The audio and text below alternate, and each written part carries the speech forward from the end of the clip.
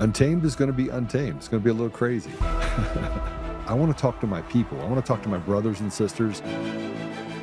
We can have grace and humility in how we interact with other people. Oh, hot dog, look at you. And nobody talked about what's really happening. And let's have conversations about what truth is.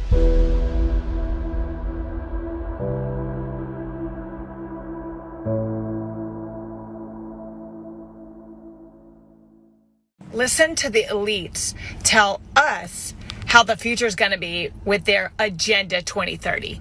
Listen to this craziness. In the developed countries, the big winners are countries that have shrinking populations. You do not even have to have elections anymore because you can already predict, and afterwards you can say, why do we need elections? Because we know what the result will be. Our primary mission is, in fact, to set a global standard for the world for behavior. What we are very proud of now, the young generation, like Prime Minister Trudeau, President of Argentina and so on, that we penetrate the cabinets. You want the function, you want the service, right? Why do you want to own a cell phone if you can just lease it? And if you lease, why shouldn't you lease your refrigerator or your washing machine or your dishwasher, or why do you want to own it? I propose putting an end to anonymity on social media. But if 1 billion people stop eating meat, I tell you it has a big impact. Can you imagine that in 10 years when we are sitting here, we have an implant in our brains? And we measure your brain waves. There's some really interesting research that we can plant false memories in the brain. People believing that they've been at Disney World with characters who are not Disney characters, taking photographs with those characters. And substituting humans for machines is going to be far easier in those countries that have declining populations. I could argue. Where are we? We are in this perpetual state where we talk about the things that just gets hotter and hotter and hotter. And I'm actually not surprised that they censor me because I have an eye for this stuff. Actually, I would say we have an eye for it because every morning we get on the phone and we're like, okay, today we're going to go live again. And we're going to talk about more of what is happening in our country. And it leads us down the same path that I think they're afraid of, that we've talked about very, frequently. And that is, we're in a lawless society. Free passes. We talked about it with David Wilson when he was on here on the show a couple days ago. And there's so many free passes happening in government that really it's just a grift affair. They can take what they want, meat off the bone, and there's the haves and the have-nots. And the haves have everything. And the have-nots, well, that's just the rest of the population. And so people rush to be a part of the system and whatever they can have. And you heard him say that we don't even have to have elections anymore. We already know the outcome. They know the outcome. And they've done a lot to take everything away from all of us. But I think we're on the verge of a revolution. We see what's happening in Scotland right now, in the UK, in most of Europe, in Greece, Italy, Australia. The thing that got us here is the same thing that's going to get us out of it. People are waking up at different times, and now they're starting to take away your ability to see news from different states, different countries. They're trying everything they can to silence everyone on the grift and the rot that we experience inside of our government. See, the problem is not what the government takes from us as far as taxes. The problem is that none of it goes towards government. It goes towards nonprofits and entitlements and giving money to people that don't deserve it and illegals and stepping over us while we give people SNAP benefits. And there was somebody that came on and they put up they're sitting there talking about, you can't tell me that my daughter can't have popsicles if I'm on SNAP. Why can't she have popsicles? Why can't SNAP pay for popsicles? SNAP is a program that pays for food for families that are in need. Here's the problem, is that the woman that was on here having this conversation had brand new fingernails that she had put on. Her hair was done. You're not paying for popsicles, you're paying for a way of life. And you have people out there that are barely able to make their bills. Institutional slavery that has gripped our country.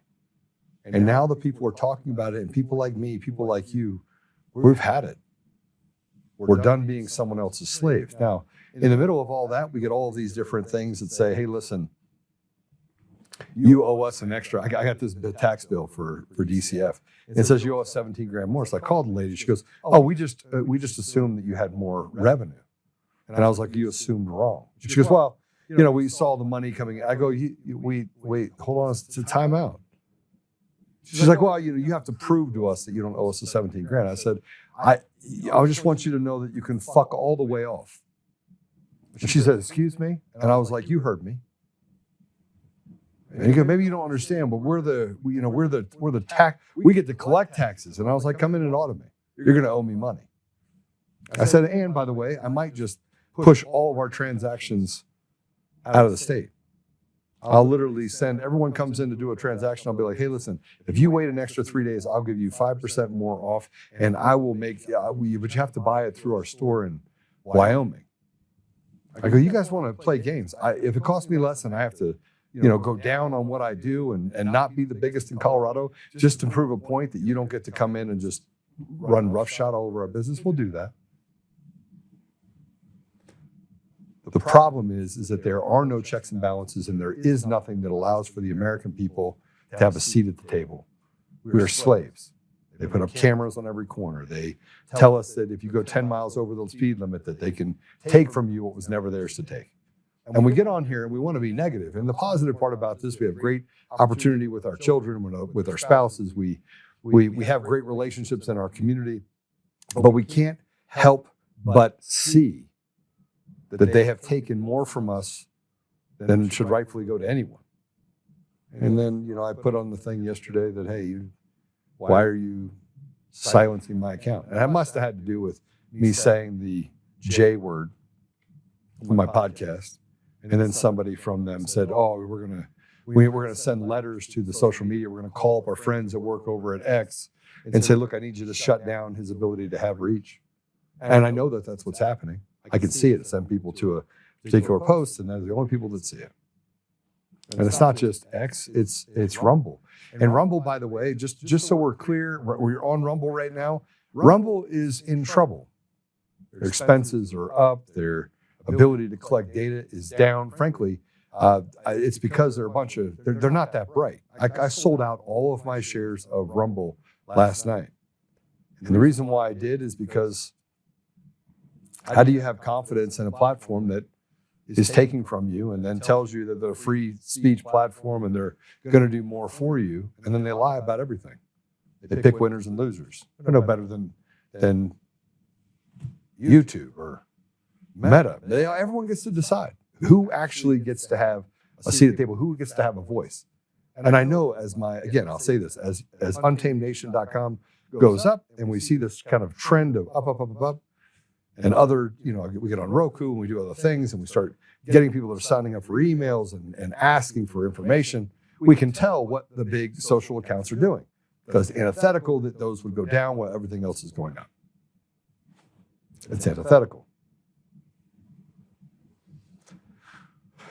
We talked a little bit about this yesterday. I want to play this, but we were talking about, and this is kind of a continuation. We do have a guest. So I want to make sure that I'm cognizant of his time.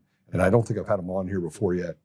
We talked about yesterday about how you pay more because you have insurance. This is third world logic that we've let creep into our state, our country, and we're doing nothing about it. And the reason why they don't want me to say this to you is because it should piss you off. Now, as we start getting closer to working the problem is throwing these assholes out of our country, stopping the grift on the American people, getting rid of all the taxes that we pay, and restoring things to the American people, making sure that they have a seat at the table. You notice I didn't say Republican, Democrat, or Independent. I didn't say any of that.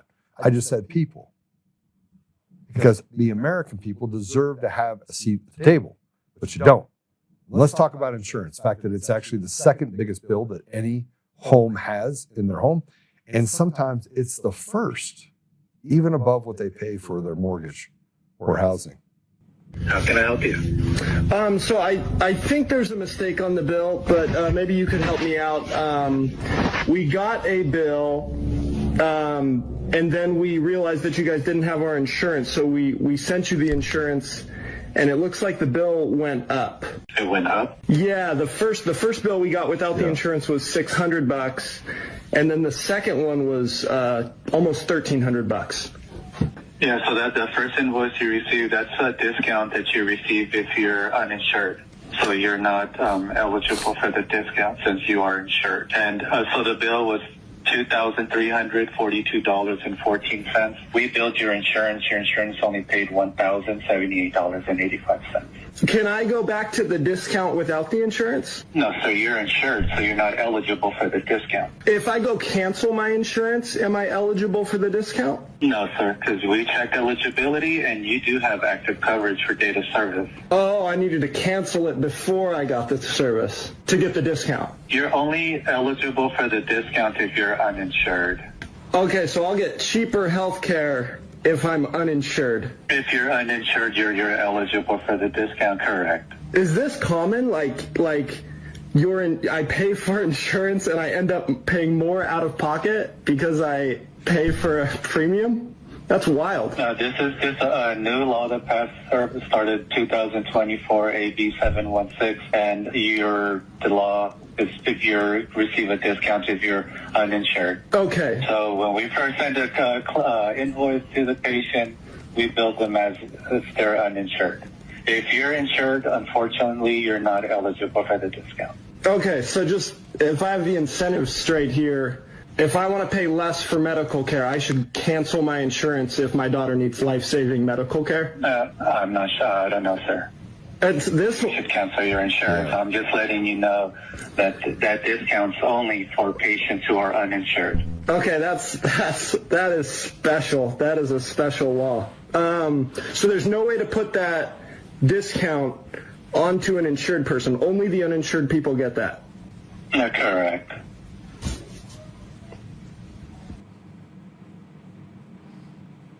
That's the state of healthcare. Now, I don't know if you're paying attention, but the original bill came in at $600. Now his copay is over $1,100. And the insurance company paid $1,084 or whatever it was. So the total bill is over $2,000, but if you didn't have insurance, it was $600. Make it make sense. Make it make sense. You have a system that literally is designed to steal from the American people. And it's allowed to happen that way. But if you don't have insurance, they'll reduce it to whatever a normal cost is. That's a system of grift that is designed to steal and rob the American people blind. That's the the Affordable Care Act right there. That's what that is. Make it make sense. Everyone should cancel all their insurance. Oh, that's right. But there's penalties for businesses that have over a certain number of employees if they don't keep health coverage for them. It's the single biggest cost for a business. It increases entitlements by nearly 11% on revenue every year. And if that's not enough, the amount of pressure on the American people, gas prices are through the roof. I am going to tell you something, and I need you guys to listen to me for a minute. The fact that gas is up the way it is right now is a temporary pain for a long-term solution of breaking the chains of, say, Lloyd's of London, the London bank cartels, all the things that are happening. We have to get to a place where we can actually break free from all those things happening that have been going on for decades so that we can have some relief from these global cartels. Now listen to what I just said. I don't like gas prices being up. I don't like enterprise prices being up. But we have a outgoing Fed chair who on purpose did not lower interest rates in order to hurt the American people, in order to hurt us. So the people that were mad at, you want to be mad at President Trump? How about you be mad at the fact that these radical leftists are doing everything they can to try and change the direction of a election so they can put themselves in positions of power and authority so they can do more damage to you. And if what I'm saying is not true, then what do they do in Colorado? The pressure is mounting. It mounts and mounts and mounts, and all of a sudden you get to a place where it breaks.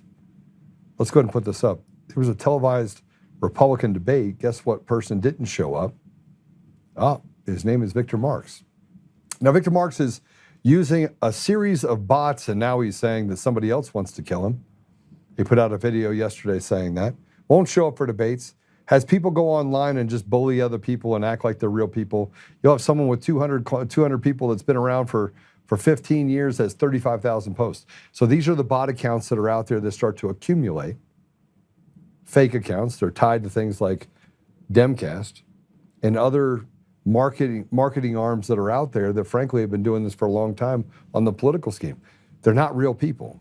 So they lie and they make themselves look like they're something in order to convince people that they're the right candidate. They lie. He lies. So this is from Scott Bottoms. Tonight's televised Republican debate made one thing clear: Colorado has a real chance for a governor. I'm not running to compromise on the issues that matter most. I'm running to fight for the people of Colorado, for a truly balanced budget, responsible spending, safer communities, parental rights, and a government that puts Colorado families first. Our state cannot keep passing budgets that are broken the moment they are signed. We cannot keep taking resources away from the people who truly need them while funding radical priorities that most Coloradans never asked for. This campaign is about courage. It's about conviction. It's about restoring common sense, accountability, and leadership to the governor's office. It's time to reclaim Colorado. Join me. Let's make history together. Donate now at Colorado's Future. And that's the secure.antidote.com/Scott-Bottoms. And you can go actually find him on the socials. But he was on and he did so well last night. Barb Kirkmeyer did well too, but she answered a question the wrong way. She answered the question the wrong way. And there's a guy named Ross Kaminsky, works for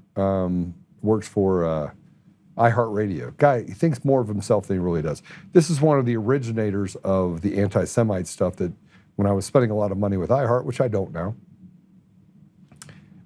Actually, that's not true. I do, but in different forums now. I don't have to deal directly with iHeart. But he was asked about election integrity. Let's go ahead and put up this Ross status. He put up, in the Colorado GOP debate that Victor Marks again claimed he couldn't participate due to a previous commitment. Barb Kirkmeyer and Scott Bottoms were each asked whether Joe Biden won the 2020 election. Kirkmeyer says yes, the right answer. Bottoms said no, a silly answer.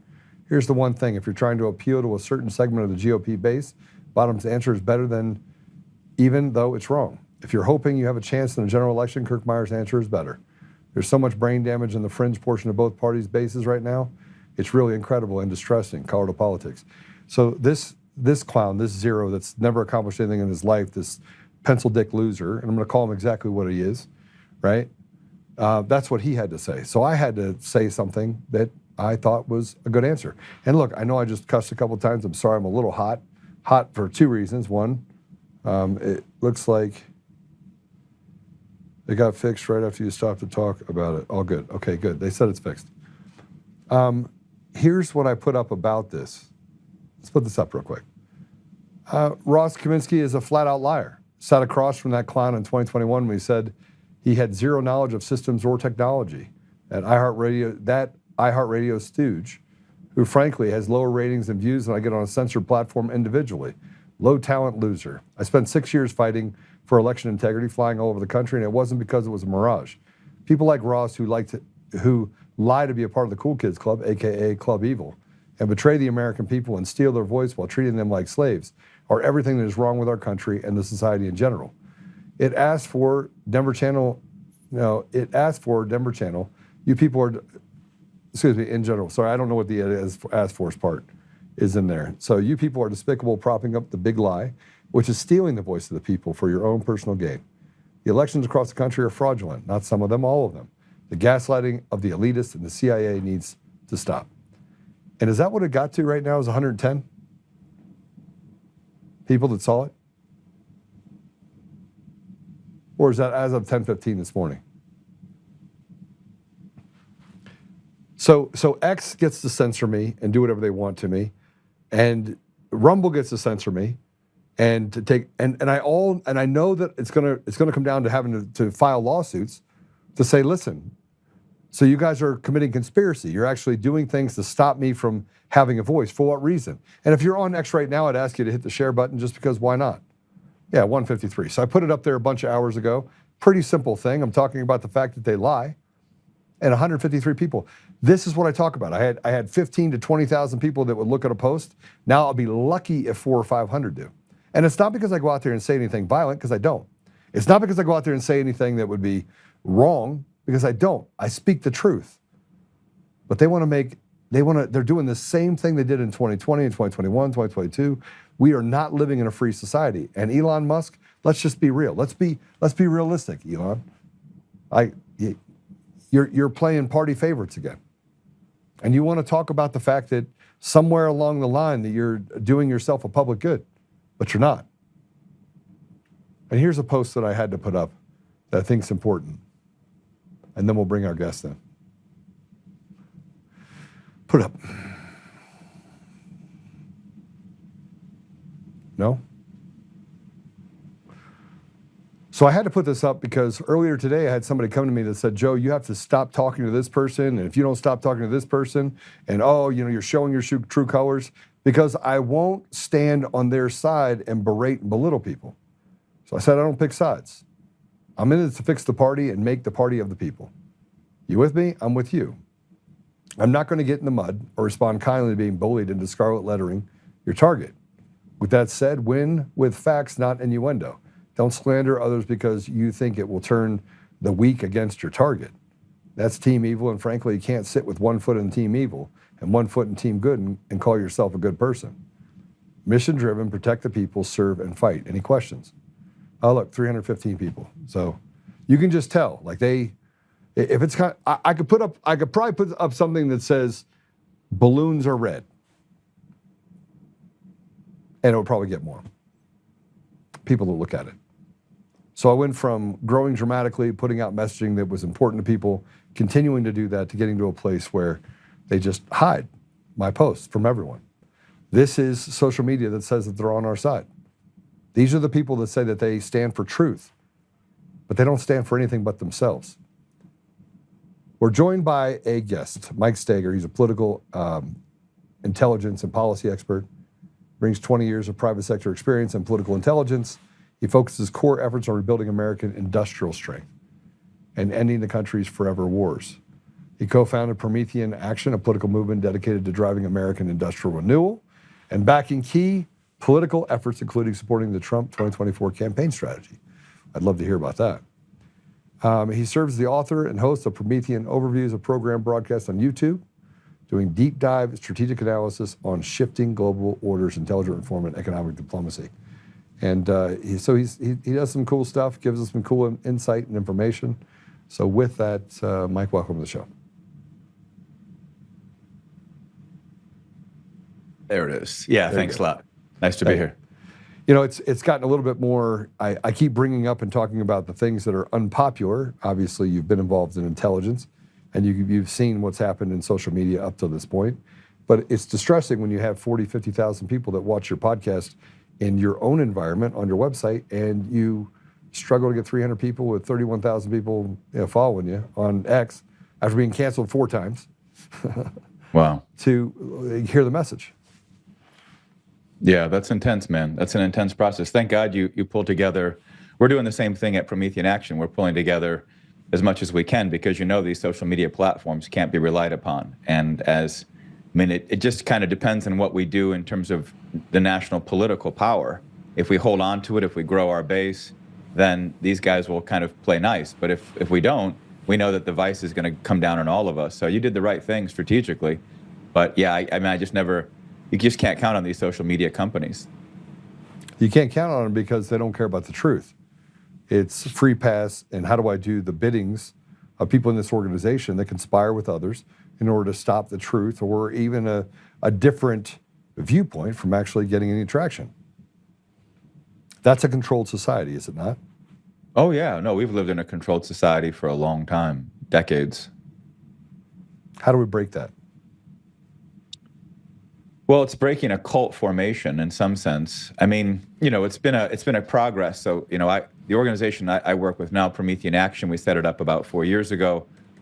But it was in existence in continuity since the early 70s with a guy named LaRouche. And, the reality is that the World War II generation was aware of some of these questions. I mean, they documented it. There's books written by even leading intellectuals at the time saying you guys are getting marched into another kind of fascist communist control structure.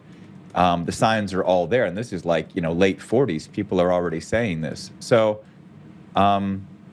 the problem is that the World War II generation saw it, knew what morals and values the American society had and needed, but they, when the push came to shove, they let the boomers ultimately take over without course correcting. And once the boomers took over as a generation, this brought, and it wasn't like everybody born in the 1940s and early 50s. I'm not talking about the entire post-war generation. I'm talking the Clintons. I'm talking the people that went to Yale and Columbia and Harvard and the white collar and got their security clearances and played nice and went to the right schools and met the right friends and did the right thing, that became part of this kind of elite crowd that thought they were destined to just rule and govern the country. And they brought in a complete destruction of American values. And so now you have a society that's had a hard time discerning, because the society itself does not present what it means to be an American. It exists within certain families. That's why there's an attack on families, because what do families do? They preserve kind of sacred values. They pass it on from grandparents to children and parents to children. There's a sense of that kind of dynamic. And so it's been preserved in that way. And we even have some institutions we're now reviving. But I think we all saw it. If President Trump hadn't stepped in 2016 and then stuck with it into 24, our country would be torn to pieces. So one of it's just a consistent, sustained political fight. Right now, we are winning. We have taken power. We have broken the brick walls down. There's sunlight coming in. People can see the difference. We're taking actions on so many different levels, from immigration to the industry development to rebuilding our energy sectors. There's a number of things that are taking place. And to me, that's probably the core question. There's a lot Trump is engaged in on restructuring the entire global system. That's going to take a little bit of time. They've set all kinds of kind of briar patch traps in Ukraine, in Gaza. The Iran situation was obviously something that was festering. But the main question for the American people is going to be, are we rebuilding the country? Is there a sense of a growing future for the country? Because I think in the bones of the American people, they know self-government is not simply a political theory. In practice, real self-government, why we fought a revolution and won it effectively and then could keep it. We won and then kept the nation. No other nation's done that. There have been maybe revolutions that have been won against political powers, but ultimately they're co-opted, they're taken over, there's no fundamental change. We won and then kept the difference. We sustained a higher principle. And I think that was on the back of an industrial commitment. And in some sense, that's why globalization has been this great destructive disease. Combine globalization with the green agenda, and you see the fundamental corrosion of the very bones and skeletons and sinews of American culture.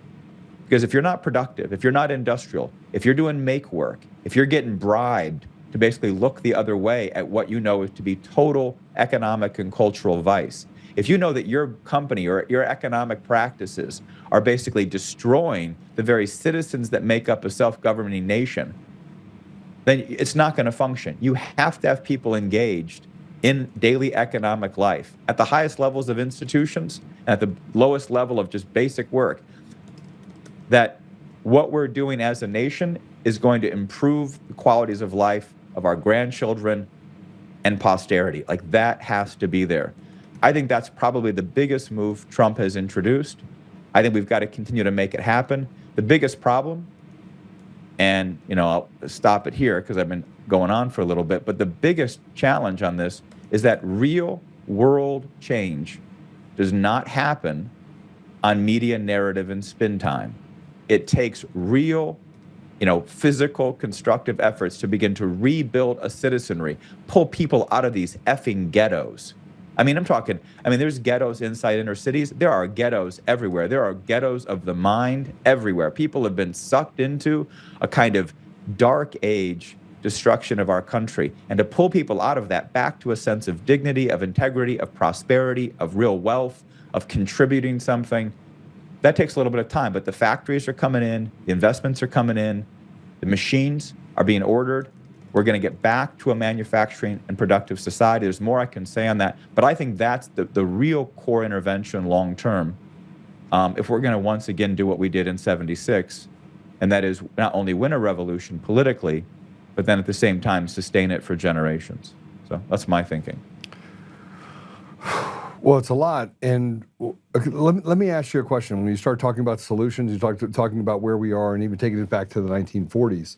And I'm not sure people understand how you unravel this given just the hardening, I call it the sidewalks, that they distract you over here, they go and put sidewalks, they look like they've been there for 100 years, right? So nobody understands that those are systemically being built right behind your back, and then they basically say, well, that's just the way it's always been. And they do this with fee structures, they do this with taxes, they do this with any number of things. I mean, even when we talk about government installations, and they call it the creeping line, right? So you have the fence, you move it 6 feet, move it another 6 feet, by the time you're done, you've picked up 2 acres, right? Municipalities are famous for this across the entire country. Easements that soon become, So how do you unravel it with so many different layers? I mean, we're not talking about individual layers, we're talking about layers upon layers upon layers, a patchwork of social structures and bureaucratic laws and then legislative laws that go over top of that try to harden some of the bureaucratic mess that's been created, just to make sure that if somebody comes in and questions it, they get to stay. Right. Yeah. No, that's a good question. What just happened? Oh, we lost you there for a second. We're good? Yeah. Okay. Yeah. It's a good So question. how do you undo it? Well, I think the main thing in my mind is the enemy operates in a non-existent universe. They think they actually can control it. They think these structures, these layers of control, have some reality to them. Our greatest weapon is to realize that they only have an ability to control anything if we allow them to control us. So the main question is, how do you not react to their operations all the time? That's what their game is. Their game is whack-a-mole. Constantly just keep throwing things in there that you think are going to dominate and control the overall political environment. Now, part of that is exposing it so that you wake up more and more people. Now, I've been in this fight full time, since 2001, 2002, since 9/11. And I think a lot of people have gotten into this fight, even more so with COVID and the lockdowns. And so there's been a kind of growing reawakening of the American people. I think that's core. The question then is, it's kind of like someone becomes a Christian, they get baptized. Okay, now they go to church. Okay, well then what? I mean, it's not like being a Christian, being a child of God stops by just, you make sure you go to church on Sunday. The question is, are we going to civilization? So I think the big thing is we've got to force the enemy to play on our terms. And our terms are the real universe. They don't like that. Mike, let's, this is where we get into, hollow ground, right? It's kind of, you're standing on ice, so to speak. You hope it's really thick, but you don't know if it's thick at all. What does our ground look like? I mean, because people, every day, I sit and tell them, I was like, look, we got to build density first. Density is a coalition of people inside the community that feel like that it's off the rails. I think we're there, right? The problem is that they've separated us so clearly. This is, by the way, why they try to silence me, is that I don't talk about just Republicans. It's like Republicans, Democrats, Independents, pink dinosaurs, kitty cats, Barney, purple dinosaurs, doesn't matter, right? When the community starts to have alignment, then you have unlikely alliances. That puts a whole different type of pressure on those mechanics. Yep. But how do we get there? Well, I think it's the universal. And the universal question of re-strengthening the country, if you want to push back, let's define the enemy. So the enemy, from how I would reference it, there's a couple of different ways you can.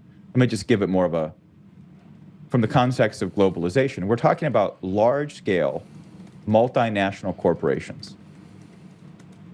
That's what the enemy is defending, a system that has no idea of national sovereignty, no idea of citizenry, no idea of God-given rights. They see profit, they see control.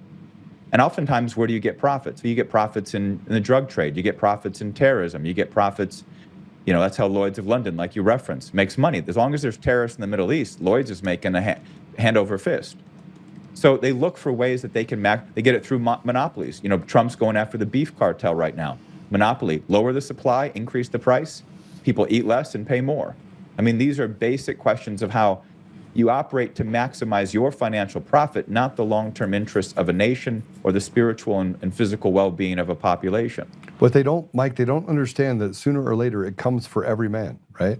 So the more corruption that you have in the system, the more self-dealing that you have that isn't holistically meant to actually favor the community, the harder it becomes down the road in order to have stability when there's some sort of catastrophic event. And you almost feel like they're pushing us towards that catastrophic event because they're talking about it at the World Economic Forum and other places about things that they want to do, and that is permeating across the world. They're infiltrating organizations and allowing this third world logic to come to the Western world, and it's crippling us. Would you agree? Sure. Yeah, well, you said it, third world. I mean, the question is, what's the difference between third world and first world? Third world can't produce anything they need. Well, they don't have any logic, right? Because they don't have industry. They don't have machine tools. They don't have energy supply. They don't actually have a productive capacity. Well, I mean, I've been in a lot of third world countries where all of the things that we're talking about, both production, even an assembly line and or the ability to distribute, right? They existed, but they only exist for a few. I mean, they create it and make it rudimentary for a reason. And that same sort of stress or strain that they put on it is meant to basically snap the back. It's meant to create unrest, right? While it actually breaks the back of people in your community. Yeah, that's the question. So you have to have broad-based industrial capacity, right? You can't, if you basically try to consolidate financial wealth into a few cities and then put everybody else on welfare, the nation's gone. But if you have broad-based manufacturing and industrial potential, if you're using your land areas for agriculture, for mining, for industry, for production, if you're setting up the power plants that you can actually expand the new kinds of production you're doing, then you start to export this, the enemy can't deal with that. They can't deal with two factors. One, it's a constant sense of real growth. It's a growth that threatens even their kind of control over economic growth globally. The United States becomes the economic engine of the world. That's what we were. That's why we beat the empire. That's how we basically threw off this kind of globalist mentality during World War II. But they come back. So I think that's the question on a broader scale. And then as individuals, it's a question of how do you pull together. I mean, I start from a couple of things. You need a foundation. You need family. You need a social process. That's core. You need faith. But you also have to have a population that can think strategically about what we're trying to do. How do we actually win this war? What's the strategy? I think the core aspect of what Trump's doing to win the war is you've got to reindustrialize the United States. And in doing so, you're going to see a wealth redistribution, not from government direction. You're going to see people who are working class people now starting to make money again. And you're going to see this idea of financial speculation, which consolidates money into Silicon Valley or Wall Street and all this other crap. It's going to start to diminish. And you start to see economic power change. But the economic power change that we're seeing now is actually diminishing the power and even the leverage that the United States has around the world. We saw that happen with BRICS. We saw that happen with some of the decisions were made with different alliances, even in separating out China and Russia and saying that they're the big bad wolf, right? I mean, that's the overarching narrative that we get told. And it's the same thing that when we start talking about what's happening in Iran, there's Trump went over to China to talk to them about having Iran, this is something you talked about, abandon their nuclear ambitions. But let's be honest, that's actually not the reason why. I mean, it's not just the nuclear arsenal that we're afraid of in Iran, it's the fact that it's been the proxy and used as the bully stick for other organizations in other countries, even, let's just say it, Lloyd's of London, the banking cartels. Sure. So there's things that the American people don't know how to reconcile. And so not being able to reconcile that plus being told that it's because of nuclear ambitions, which I call the sky is falling, we're now in this kind of quandary of, can we survive it? China's a part of BRICS. They're going back to the gold standard. They're depegging from the dollar. You have different states that are leaving OPEC. And I just threw a lot at you. But if you look at that collectively, that leaves us in a very volatile environment where it could crash at any moment. Right? Well, the volatility is intended at this point. I think that our faction, our political faction, is actually the driving force of the instability. What Trump is basically doing is saying, I'm killing the old system. He's just hammer and tong. He's killing the old system. He's killing NATO. He's killing the EU structure. He's killing this whole liberal construct. He's killed the great green dragon of climate change. He is killing the old system. And he's telling other nations it's time to get on board with a perspective that isn't going to bring death and destruction and world war to the world. He's telling that to Putin. He's telling that to Xi Jinping. He's been telling that to Iran, but they don't listen. He's gotten the Venezuelans on board after he took out Maduro. But he's telling all these nations, look, the era of globalism, the era of scarcity, the era of shutting down energy supply is over. We're now going prosperity, we're going growth, we're going development on a national level, and we're going sovereignty of nations. That changes. Now, nations don't get on board. I mean, China's a big country, Russia's a big country. There's a lot of people that look at the United States and say, we don't trust you, we don't trust you, we don't trust you. Well, Mike, hold on a second. We're not trustworthy. Like, I spent years in the Middle East and Africa. Like, respecting the sovereignty of nations, we haven't done as a country in decades. We've killed more people since World War II than ever died in World War II, just by what we've been done to overturn nations. The CIA has acted with impunity for at least the last 30, 40 years, right? Well, I don't know if we would killed, yeah. I was fighting a lot of that. So I'm not sitting here and saying, I think it's a fair criticism to say that we haven't been trustworthy. I think people like Putin, for example, you see this in Russia. He's a big faction on whatever side you call it. You have a very anti-American faction coming out of their foreign ministry. And so they're very concerned about the United States' prowess. And part of this is how the enemy works, because you've sowed such distrust for so long that people have come up with that America should just become weaker. The world will be better if America is weaker. And the problem with that argument is that it misses where did this system of nation states come from? It didn't come from any other place but the United States. The question is, how did the United States introduce the concept of national sovereignty against colonialism, against globalism, against imperialism? We introduced the concept of national sovereignty. And the power we did that was the same thing President Trump has brought back to the White House. Now, the question is, can we hold the power? The only way you're going to bring on other nations and regain that trust is to show the American people are going to back this course of direction. It's a course of direction that other nations want to be on.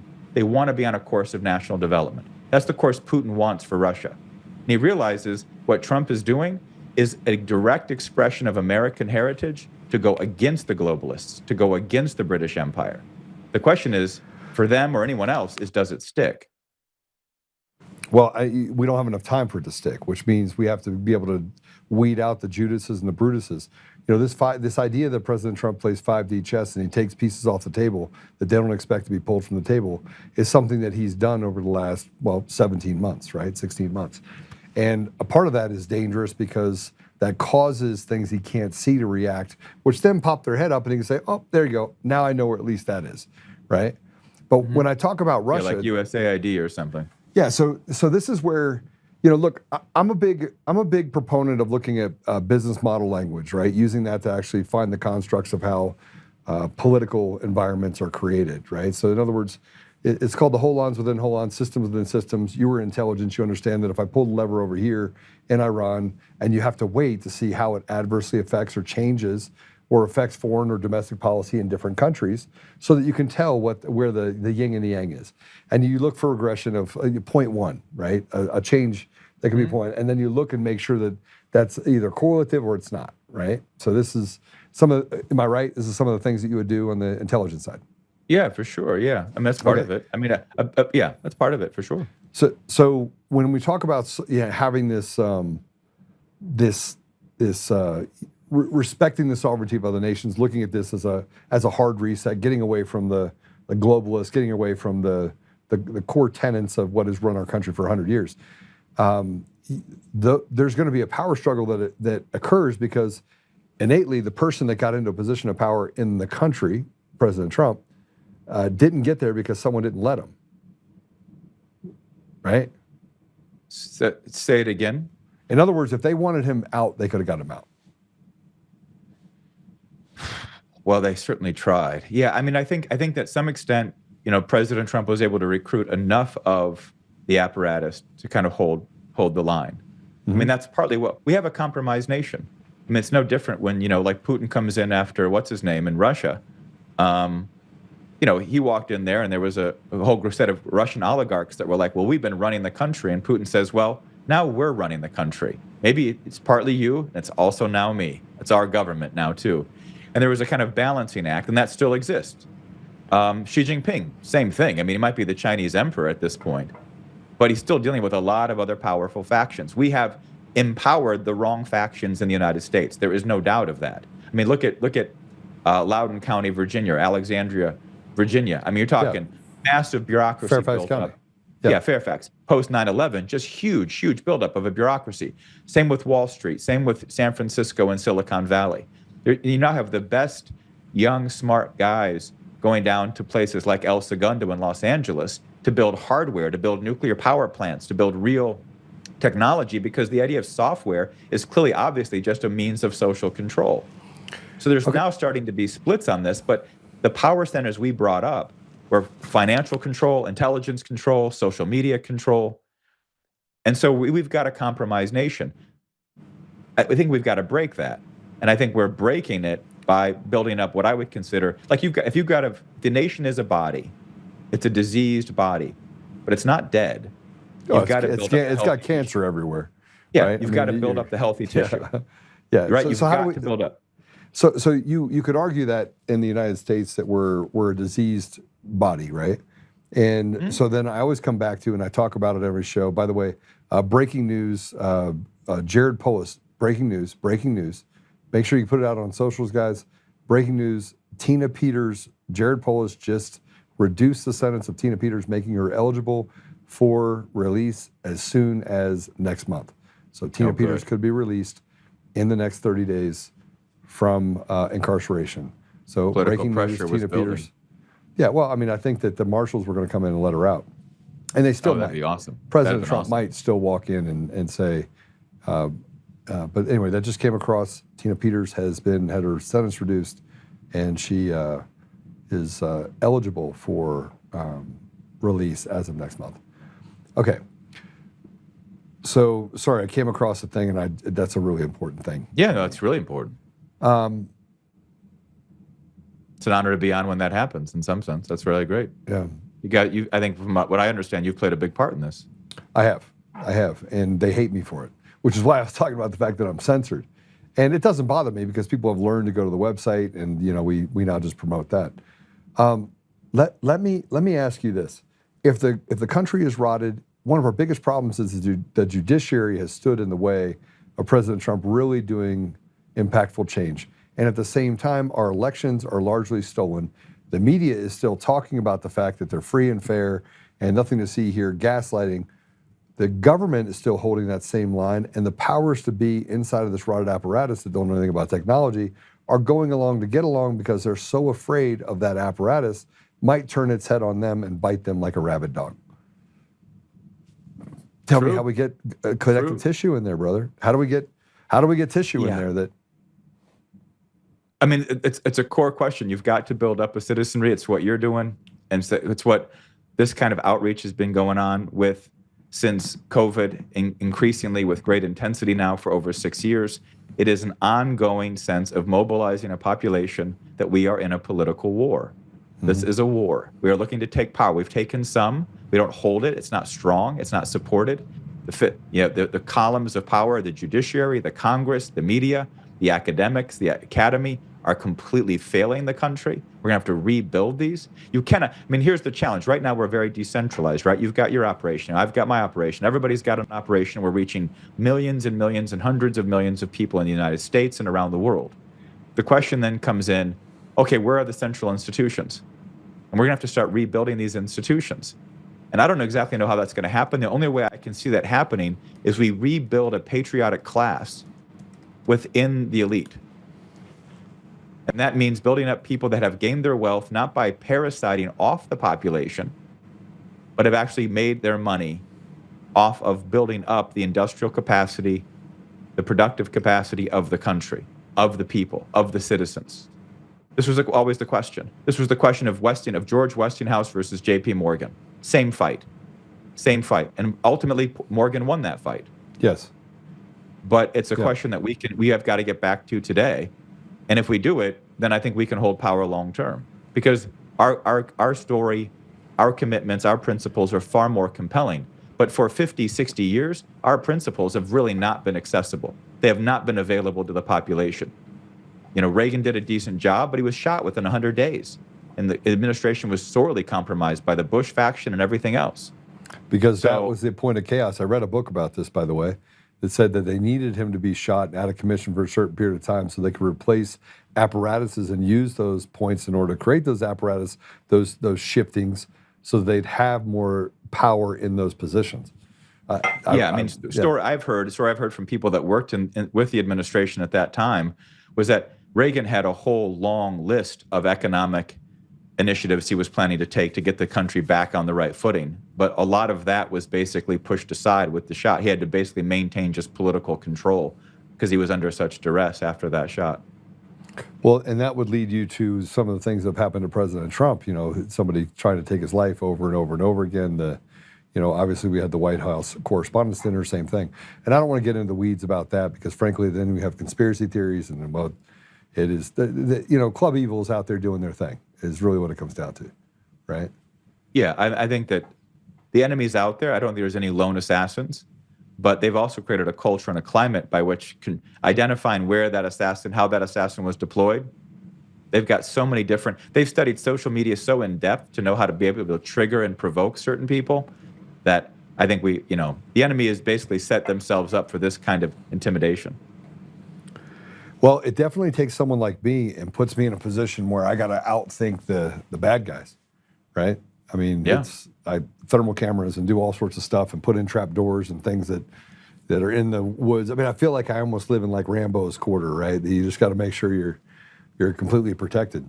And then when you find out that someone actually breached that barrier, you can't say anything about it because you have to figure out if they do it again, right? It's crazy how much evil is out there right now. And I just said something I wasn't supposed to say, and I'm going to get a call from someone on saying that. All right, so let's talk about this, the Core 5 sovereign nation model. Sure. Go ahead. So walk me through. So I want to say this first. I don't see Russia the same way other people see it. I think the people in Russia holistically are Russian. Would you say that? Right? It's not. To a large extent, yeah. It's not a diluted population. In other words, you don't have a bunch of Somalis running around Russia. No. I mean, there's a broad ethnic diversity, but they're all Russians. Yeah. One thing you can say about Russians is they're also highly intelligent. So if you look at the average IQ, they're very smart. Great education. Right? Great education system. So they don't have the dilution problem of stupid people, retards, that we have in the United States. Like we have a retarded problem, and they're put in positions of power and authority here. That doesn't happen in Russia. You don't get very far in Russia if you're not competent, right? You might have to slit somebody's throat, and they might be someone that has that you're like a 115 IQ, they're at a 116, but you're not going to get very far inside of the Russian apparatus if you're not smart. Yeah, they're very smart, very well educated, some of the great scientific tradition. They just have a long legacy of a lack of real economic advancement and innovation, agenda where they really push to grow. They don't have that as a cultural reflex the way we do. So then how do we embrace it? Because I don't think we have and maybe I'm just reading too far into the dichotomy of how we can actually get to a place where we can have peace, right? And not the peace that we talk about, like we're just not shooting at each other. That's not enough, right? No, it's not enough. How do we get to a place where we have peace? And so I look at it and I go, well, we have to respect this. We have to respect Russia for what they are. And I don't think we've relegated them to Club Evil. And we just talked about the fact that the United States has done some rather terrible things. And so has Russia. But as we speak, we only speak about Russia being the terrible one, not the United States. How do we reconcile that to where we can get to the table and say, because there has to be reconciliation, right? I mean, I think that's happening. When I talk to younger generations, the level of change in orientation from the old Cold Warrior mentality is huge. It's huge. So I think people see Russia Many people see the population of Russia as, I mean, obviously nation to nation state competition exists at peer level, and Russia is at a peer level in many ways. It's not the gas station that Obama called it. So you're going to have competitive aspects with Russia, with China, with India. Those are probably the three main competitors that we've got in the 21st century, and that's going to continue. I think that's why when Trump put out, you mentioned it at the beginning of this segment here on the Core 5, his national security strategy, when it came out, there was a leak of a broader, longer document that put emphasis on a Core 5, basically saying we're going to scrap the G7 because Europe has become irrelevant in many ways. And the nations which have relevance and are of growing relevance are the US with Russia, China, India, and Japan. That was the Core 5. And the first thing on that agenda was going to be Middle East security. And that's ultimately what I think Trump is provoking. He's provoking this question. And that's really why, I mean, there's many reasons why they pushed for war with Russia, which is what the Ukraine war was. This was instigated and provoked and planned long term. But I think the younger generation sees the possibilities. I think there are factions in Russia that see the possibilities of economic collaboration with the United States. And if you really think about it, if you put the US and Russia together, talk about having to bring China on board on more of our terms, which is important. Because bringing China on our terms of trade goes back to what was intended after World War II.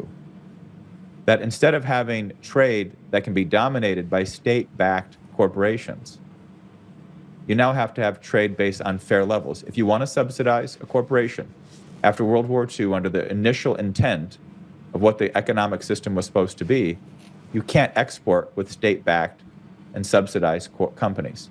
You can build up your industries. But the problem with doing that in China is that would create hyperinflation, and they don't have the structure in place that would not collapse things around them in China.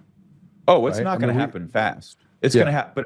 But just like if Trump moved really aggressively on financial reforms, it would crash the system because you've got so much money into these speculative areas. What Besson and his team are doing is slowly diminishing the speculative window, just slowly. Which, by the way, is making the stock market more volatile, so you can make more opportunities. Because it's like it go at 10% up and down. Yeah, so because the stock market's only this top layer of speculation. There are so many other private hidden layers. So you do the same thing in China, and China's getting that message. We're saying, look, right now they're trying to just mass exports, and they're basically subsidizing those because they've got to keep people employed. They've set themselves up with a difficult challenge. If they increase local consumption, domestic consumption in China, which is very low, then the Chinese government worries, well, are we going to be able to maintain control? And China's deep-seated fear is that every time they unify the country, prosperity ensues, they get some control, and then the country breaks apart again. Because there's not an intrinsic sense that everybody is Han Chinese or is Chinese in the way we might think of a nation state. It's much more almost like Europe. There's a tendency to balkanize in China within Chinese own historical culture. So this is the biggest concern that, of a lot of the Chinese leadership is how do we hold this thing together and not have it, fall apart on us again? Well, they take a lot of efforts. But that's why they're so they run so. But this is a fascinating conversation because I rarely get to talk to someone that understands what I'm saying fully. Like that, and then most people say, "Holy shit, Joe, how did you know about that? How did you know about that? Like, how are you talking about how these things?" I'm a walking encyclopedia of worthless information. You just happen to be able to open it up, so thank you. So when we talk about China specifically in the United States, and this is, I'm asking this question because I think you have an immense amount of knowledge towards this, but you talked about China having the ability to hold it all together. That's why they're so fearful of the United States. The people of China love Americans. They love America. They love Trump. The leadership is afraid of Trump because of what it means to be held accountable for so long. For the last 30 years, been the Wild Wild West, right? They can steal patents, do things, rebuild things. Yeah. They've milked globalization. They've milked it, and they've made some internal reforms. So they built up a huge amount of reserves and wealth, and that turned them into a bunch of billionaire communist princelings. Yes. But then 2008, 2009, with the great financial crash, China said, okay, we've got to start to build up our own industrial capacity. So they built the most advanced modern infrastructure system in the world. I mean, from local, citywide industrial ecosystems to nationwide industrial ecosystems. So but they've kept wages really low while they've done this. Yeah. So they've built up this massive industrial strong state, but a population that's still, one of their prime ministers who's now passed said in, I think, 2020, 2021, about 600 million of them are still living on less than $5 a day. So that's and we think that there's a billion of them, but there's probably only about 800, 850. Yeah, exactly. So you have to kind of temper it, maybe temper his numbers, but temper the full numbers. So so China's done this. They can see that there's instability there. They're smart enough to see it. The question, though, is that the offer we're making of a revival of the true United States, a revival of what I would call the American system, what Hamilton adopted, what Lincoln used, what McKinley used, what FDR used, industrial development of the nation, scientific advancement, the Manhattan Project, Eisenhower's Atoms for Peace, these kinds of the Apollo program, these kinds of projects and developments, and a way of organizing your banking and credit systems, the American system. If we're making that offer to China, to Russia, to India, to Brazil, to Mexico, Mexico's looking at it, right? Mexico's looking at it and they're going, yeah, but we've got this narco problem. So we just indicted, the governor of Sinaloa, the sitting governor of Mexico State, Sinaloa. We just indicted him for working with the narcos. He's a close partner and friend politically of the current Mexican president. So there's tension there, but we're saying, look, you guys have to choose. The question we have in the United States is if we want these changes, if we want to clean up Mexico from the narcos and turn it into a viable neighbor, we can do the same thing can be done in Brazil and Argentina. The way China threw off their emperor was a guy named Sun Yat-sen. Sun Yat-sen was educated in Hawaii. He was a Christian. And he I told you I got worthless information in my brain. Keep going. Tell these people about it. He brought the American system principles to China and overthrew their emperor. That was the whole nationalist versus communist in China. It wasn't just nationalist like, Wall Street or British capitalists. This was the American system outlook coming directly in. You can go through other examples. My point being is that us reviving this has huge, huge potentials for other countries to jump on. My concern is that we have to make sure we develop a citizenry in the United States, which is what your show, your community are part of, a big part of, especially in Colorado, is to make sure that we actually have the potential to have a citizenry that can respond to this and recognize that this is what we're doing. And if we do it, other nations will get on board because this is the true America. So I'm just going to now be let me just be the arbiter of reality, like the way that the Americans see it, right? And it's to be Democrat, Republican, Independent. This is the tsunami. It's pulling back, right? So you have this pullback that happens, and the American people don't trust it. Right now they have $5 gas. Their groceries are up. By the way, that happened in the Biden administration. It didn't happen in the Trump administration.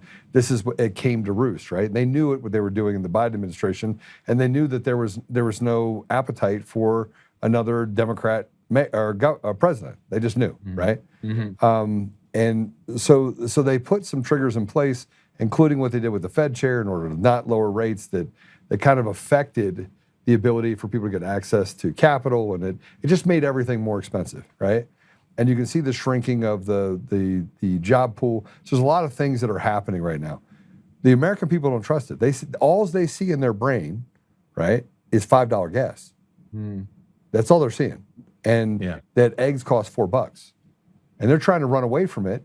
And then they look at their taxes and they're like, well, 56 cents on every dollar. I got 44 cents that I can operate off of. And then they hear about what's happening in Minnesota, billions of dollars going to some sort of Somali Iraq has a higher IQ than those people, right? So you got all this stuff that's happening all at the same time, and nobody gets arrested. Mike, nobody gets arrested. Nobody goes to jail. Nobody, it's as if it didn't happen, right? And we're sitting here waiting for there to be that wave to come back in. And there's a lack of communication inside of our government to tell people this is what we're up against and this is what we can expect to have happen. And even the analysts are silent right now. which has created some angst inside of our community. So how do we address that? I just threw a lot at you, but I mean, do you think that what I'm saying is wrong about how the American people see it and the lack of trust? And why isn't there some transparency? Yeah, so there are two things. I think people do see, I think there's a lot of people who are having that reaction. I think that that's just the way, I mean, but I think Americans walk and chew gum, okay? So I think that a lot of people have that reaction because, look, we've been in a reactionary mode for a long time. People have been pissed and angry about things and seeing a nation get, you know, you've been watching this nation go off a cliff for like 40 years, just get worse and worse and worse. And so the tendency to complain, to see the problems are just right there. And that's fine. People should have that. They should have a sense of like, I'm not trusting this is the golden age yet. I still see this as we could be right back in the pit we were in. Yeah. At the same time, I think people are aware, and there's a deeper sense in the minds of the American people, average citizen, that what Trump is doing is big. And there is a lack of transparency. But I mean, if you are looking for what's going on, then you know that there was an FBI 22 people indicted and Leering centers shut down all over, Minnesota, Minneapolis, Mogadishu,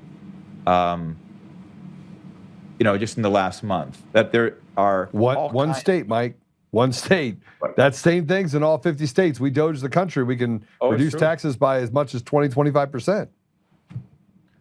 Yeah, I mean, doge over. The main question is going to be, take, for example, these statistics. Manufacturing wages went down $1,000 for a manufacturing worker for the year during Biden's 4 years. For Trump, in the last 15 months, they've gone up like $2,400. So there are real positive gains in certain key areas. But these things take time. I mean, look, gas prices would be higher under Biden right now. With no war with Russia, we'd be in a conflict, or Harris, whatever, Kamala. You'd have green energy agenda, you'd have $5, $6 gas, and it'd be a catastrophe. So I think that's part of just the dynamic. But I think people know what Trump is doing is bigger on a structural level, and they are taking on the immigration questions. It's not as big as we want it to be, but they're hiring people right now, as it's reported, of a crack team that are not only going to deal with immigration fraud, but denaturalization directly. So I think there's a number of steps being taken that we are building up a system that's going to clean out this racket, whether it's the Somali racket, whether it's a massive level of like Indian immigration fraud, which H-1B visas, all these other questions. It's everywhere. The student fraud, visa fraud, there's a lot of it. We're setting up a structure by which we can deal with it and deal with it effectively, not with high publicity. I mean, I don't think Trump liked the massive publicity. I think he wants to build the kind of apparatus that cleans this thing up as he rebuilds the healthy tissue of the country. So you got to carve out the bad tissue, but you've also got to build up the healthy. Well, the bad tissue, frankly, that is stopping the good tissue from growing is your judiciary, right? Is bad judges, because that in essence has been the fall of I mean, look, the Roman Empire fell because of the judiciary of sorts, right? I mean, and the judge has been around for 2,000 years. It's not a new concept. Yeah, right? yeah. Some of what we're operating today is under Roman law, and that's the problem, yeah. And so, but this collapse that happens over time, as I like to say, the free pass. The free passes have gotten so big that now the only people that get persecuted are people that are good people like Tina Peters, and political persecutions like we saw with the J6ers. All the other ones just get let out. Oh, you kill someone, you get 2 years. Go back out there and kill somebody else, right? Yep. So our system is lopsided, right? Yep, the guy I worked with, LaRouche, was put into prison by the feds for 5 years on a 15-year sentence, and it was just total political persecution. That was in 1989, 1988. Well, you don't even look like you're old enough to be in that position. Well, I wasn't. I mean, I wasn't involved then. That was just the guy. I ended up working with him after he was a convicted felon, so. Yeah. Well, so, I mean, that's my sense is that this system has been deeply corrupt. One of the guys that was targeting him for prosecution was Robert Mueller. I mean, this is not, the problem is that people people want to believe that everything's functioning, right? So you can ignore. Then when you get blackpilled and realize nothing's functioning the way you thought it was, now you see problem everywhere. And the question is that you have to both see the problem, and then we have to I think, foster. This is what leadership is, right? This is why Trump's good at what he does. Leadership is giving people a sense, yeah, you see all the problems, but we are going to keep building up the solution. We are going to march in the right direction and build up a strategy to win. Because that's the question. You can't win by screaming how bad and awful the enemy is. It's like what Ulysses S. Grant said. Stop telling me what the enemy's doing and start telling me what we're doing to the enemy. It's amazing that you say that. I'm running for state chair for the Republican Party, which is completely in shambles, doesn't even have an office. And everyone else, when I sat on a debate last night, I'm sitting here listening to them. They're like, the problem is nobody trusts us. The idea of looking in the rearview mirror, if you're always looking in the rearview mirror, you can't see jack out your front window, right? You don't even have your lights on, and it's after dark. And so you're likely to run over something or not accomplish anything. So I'm like, all right, here's the plan. Here's what we're going to do. Here's what we're going to do. And it's foreign to most people. Like solving problems and working the problem and ignoring Yeah, that's it. Yeah, it's foreign. It's a foreign because either you just go along with the ride, or you see everything's fucked up and there's no way to solve it. So the idea that we actually see problems and we're going to solve it is like a different way of thinking than Americans. But that's the culture we have to recreate. That was the culture of America in the 19th century.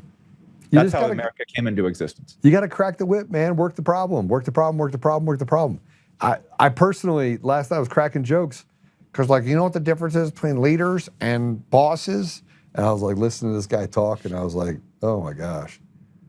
And then they had this thing called the rebuttal. You can ask for a rebuttal if somebody says something. So I just started abusing the rebuttal program, and then a rebuttal deal. And so everybody else wanted to do rebuttals. And right after he said, I said, rebuttal. I was like, just so you guys know, I know the differences between a boss and leadership because I just led all you guys to use this rebuttal process, and I'm the one that started it. You're welcome.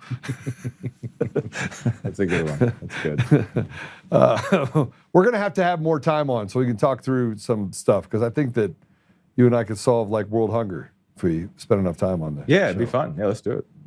Yeah.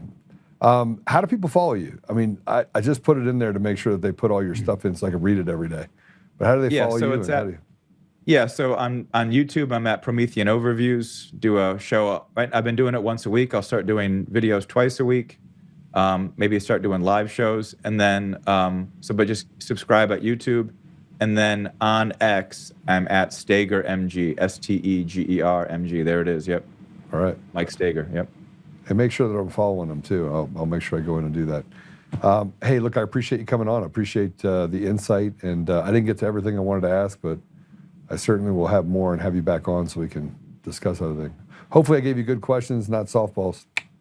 No, it was an honor and a pleasure. I had a good time. Nice to hang out. Thanks, Mike. Take care. You too. Bye. So I'm actually looking at all of his stuff as we're sitting there having the conversation. I'm like, oh my gosh, I got to read that. I got to read that. So I'm setting stuff up on my browsers.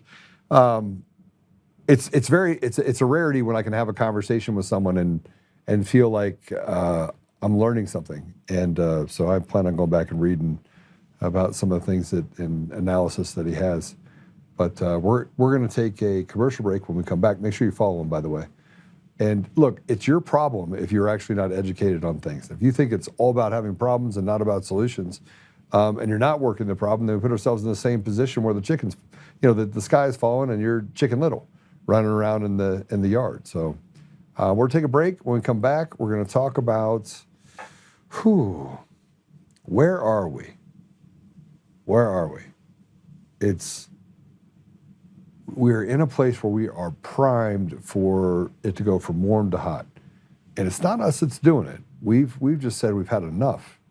We've learned the power of the word no. And we're working within the confines of what Mike was talking about, like rebuilding that healthy tissue. And the healthy tissue at one part is to have enough confidence that you're willing to step out on the beaches of Normandy in order to protect not yourself, but everything else around you. And I think that's where we're at. So like commercial break, and we'll be right back.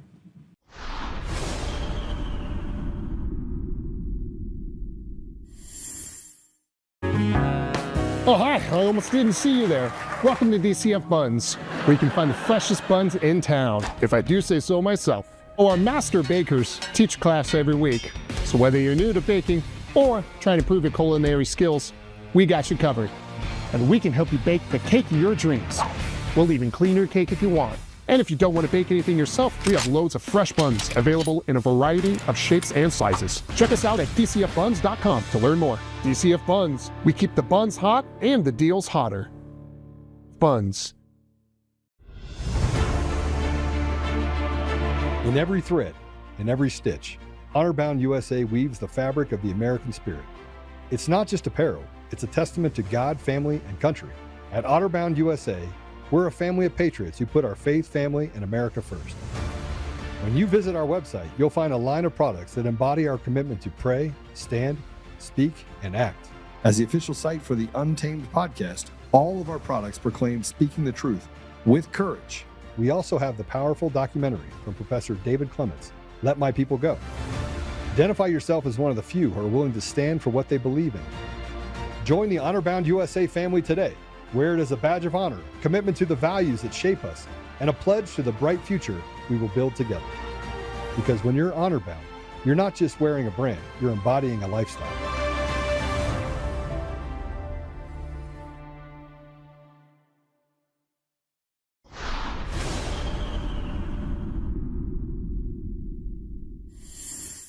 And researchers, Robin, are calling this both a reading and learning recession at schools across the country. This new report called the Education Scorecard found that reading scores are down in 83% of school districts in the U.S. in the past 10 years. Math scores dropped in 70% of districts, and this does transcend wealthy and poor districts. What's critical here is that the decline in scores started happening before the pandemic. This report says there are a couple factors to blame. One is social media. So according to Pew Research, nearly half of teens say that they are online constantly. About 1/3 of 17-year-olds now say that they never or hardly ever read for fun. Researchers say that another factor is the end of that controversial No Child Left Behind law that did threaten penalties on schools that didn't meet national testing standards. Critics did call it too rigid, but the data shows it did coincide with at least a rise in math scores. Now, the teacher shortage, another issue here. This report does recommend identifying school districts that need more funding and encouraging coursework that keeps students engaged. And this is really key, keeping kids engaged, but also keeping them in class, because we know that a huge problem, especially with high schools, is those chronic absences among so many students. They're just not showing up in class. So all this was happening even before the pandemic. And that's what's really different about this. We knew that after the pandemic, there was a decline in scores. Now we're seeing that this was happening at the same time that social media really started proliferating in this age group, and at the same time that those testing standards started going away, which raises concerns that it's a bigger problem than we had thought. Yeah. 70% and 83%. 83% of districts have shown decrease in literacy rates. 83%. I just want you to know something else that's actually happening that you need to understand, and that there is a large swath of parents that are running away from the schools. They have people that are out there saying social justice, social justice, social justice. We've been dealing with this issue for the better part of a couple decades. And let me tell you where I noticed it first. When I was in college, years and years and years ago, I worked at a place called, I probably shouldn't say it. Anyway, it was a really nice Mexican restaurant, and it was in Bethesda, Maryland. And you had to show up, and you had to have a pressed white shirt, you had to have a bow tie on, you had to have a belt on and black pants, and they had stringent rules. Now, everyone wanted to work at this place because you'd make, like, Tom Brokaw was in there all the time. And I had my own little group of people that loved to come to my tables, and they had this thing called the Cadillac, which was, you had lobster and all this other stuff, and you worked your butt off, right? And so I got written up like twice in 6 months. And I was like really good. I was really good at what I did. I got written up twice, and I'm like, how in the world am I getting written up? I'm like busting my ass, taking care of everything. I'm doing everything I'm supposed to do. And then, and people loved me. And it was, the rules were the rules. And I always like to bend rules. I'm like, I've never seen a rule that I'm like, well, let me see here. Let me see if I can move that rule around a little bit. If it didn't make sense to me. And I was like, well, why are you being so stringent? Well, fast forward about 4 years later, I ended up leaving that job. I left the East Coast and moved to Colorado. And, but I go, 4 years later, I go back. And I stayed away from the DMV, Virginia, Maryland, DC for about 4 years. I mean, literally stayed away completely. And I came back and I went there and they didn't have any bow ties on. Now, this is 25 years ago. And I'm like, this is weird. And I looked around and it wasn't as sharp. And so I had to ask the question. I was like, okay.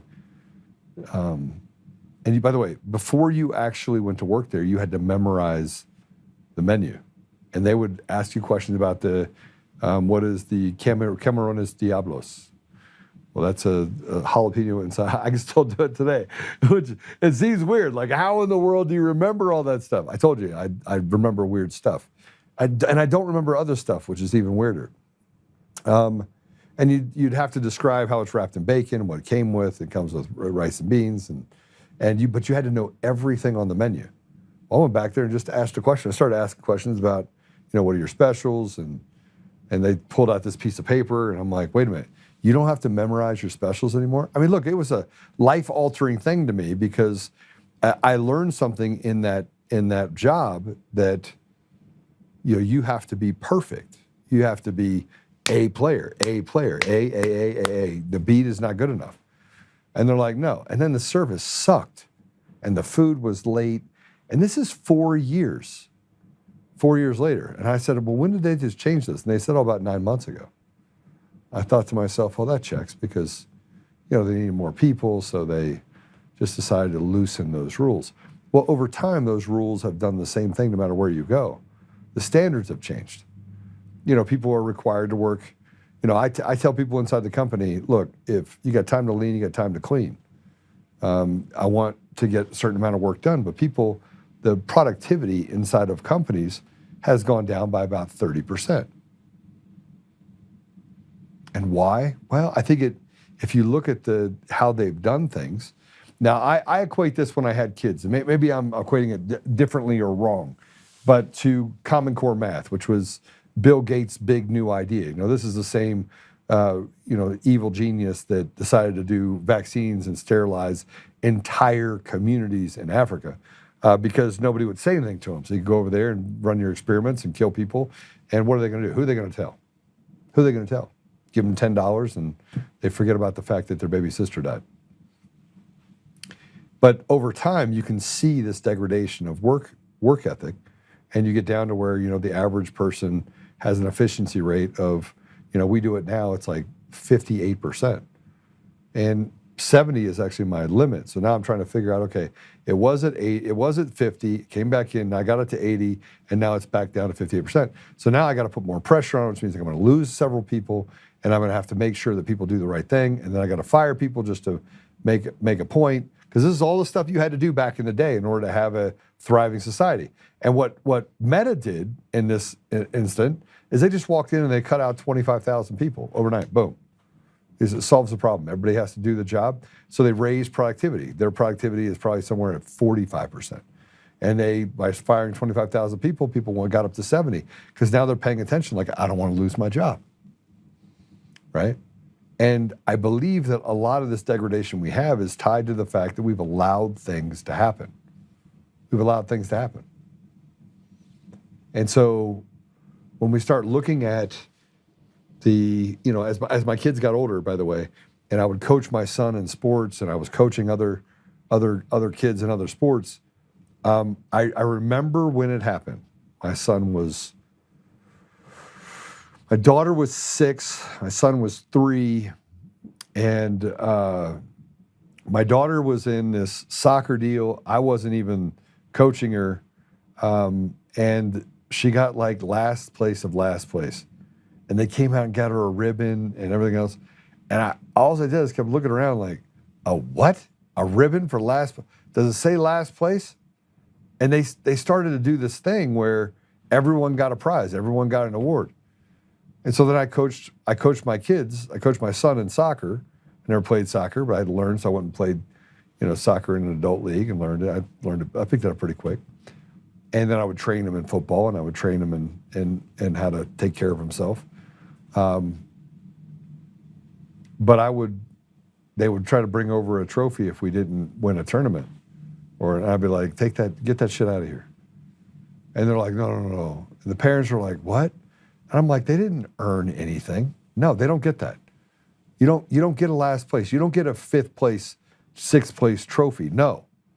Take that shit, do whatever you want with it, but the kids aren't getting any of it. And what I instilled in these kids over those 14 seasons was that you get an award for winning, not losing. Like if you want to lose, you lose on your own. We're out here to win.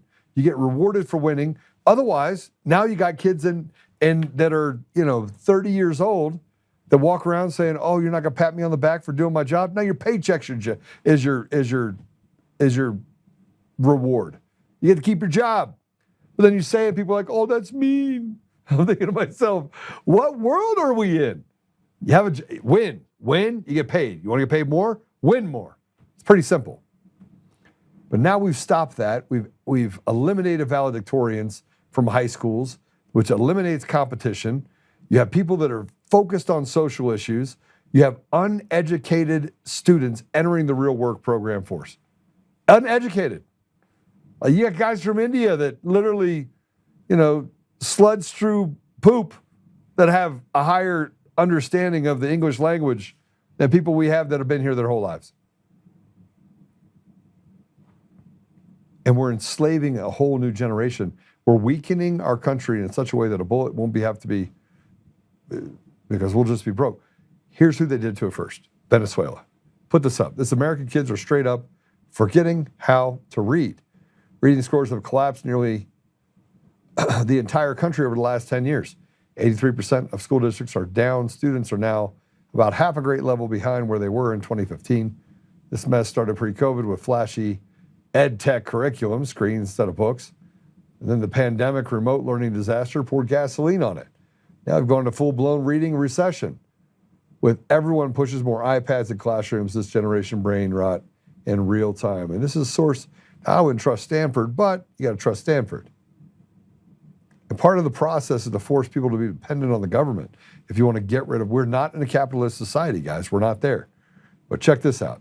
I want you to watch this. This is the building of, as you go through this new, you have a daddy. You have to have a daddy. Like they're gonna make it. So now we have this surveillance state. And now everyone's uncomfortable with the fact they got their finger right on you. And if you move the wrong way, they can do whatever they want with you. Play it. And remember, kids, the next time that somebody tells you the government wouldn't do that, oh yes they would.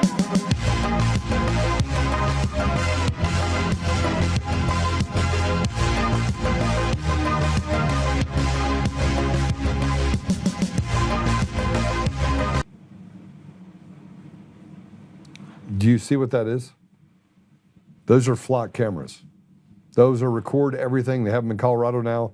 Colorado, if you go 10 miles over the speed limit, go between point A and point B, and they determine that you went over 10 miles over the speed limit during that time, they will send you a ticket in the mail.